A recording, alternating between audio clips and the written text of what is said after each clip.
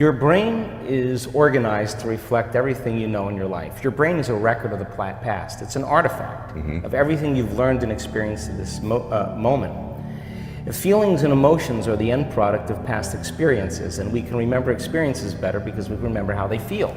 So most people wake up in the morning and they start remembering all their problems, and those problems are connected to certain people and certain things at certain times and places. The moment they start thinking about those problems, they're thinking in the past.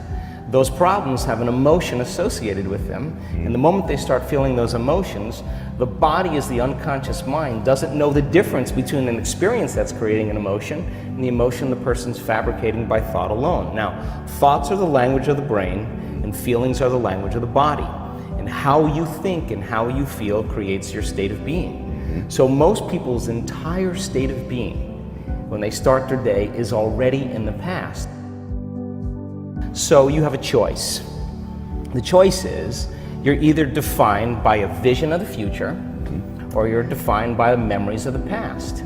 And when you decide to say, okay, I'm going to change, and you decide one thing, I'm not going to eat this food, I'm going to wake up earlier, I'm going to do something aerobic, I'm not going to have sugar after 6 o'clock, whatever it is, the person, whatever choice a person makes.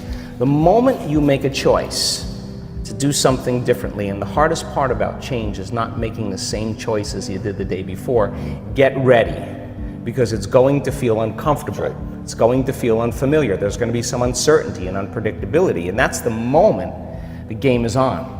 So then most people, their body has been conditioned emotionally to be the mind.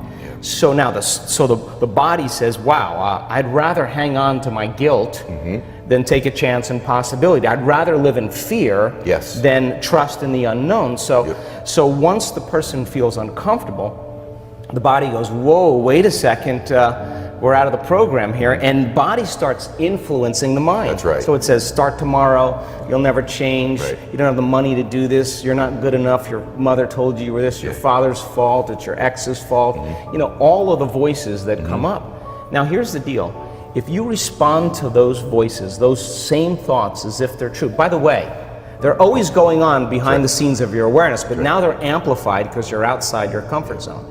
You believe in that thought's going to lead to the same choice, which is going to lead to the same behavior, which is going to create the same experience and produce the same emotion, and the person's going to say, this feels right. No, that feels familiar. Going from the old self to the new self is a neurological, it's a biological, it's a chemical, it's a hormonal, it's a genetic death of the old self.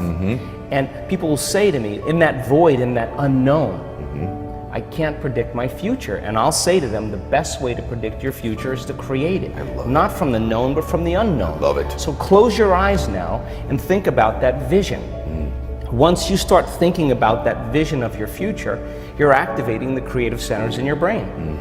And naturally, you begin to think about putting yourself in the scene. And the act of doing that, when you're truly passionate and truly present, the moment you're defined by that vision, when the thought in your mind becomes the experience, you begin to feel the emotion of the event before it's made manifest. Now, you're giving your body a sampling, a taste of the future.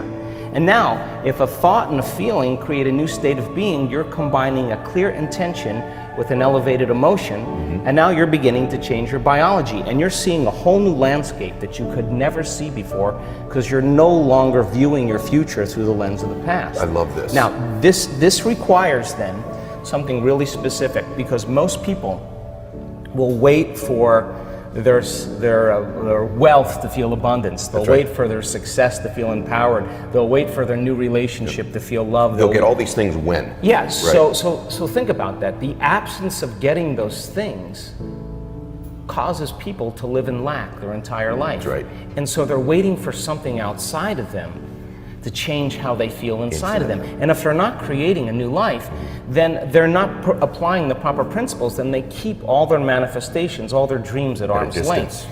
Well, think about this. If you get up feeling gratitude, if you get up feeling empowered, if you get up feeling whole, if you get up feeling unlimited, why would you worry about whether it was going to come or not? You would feel like it already happened.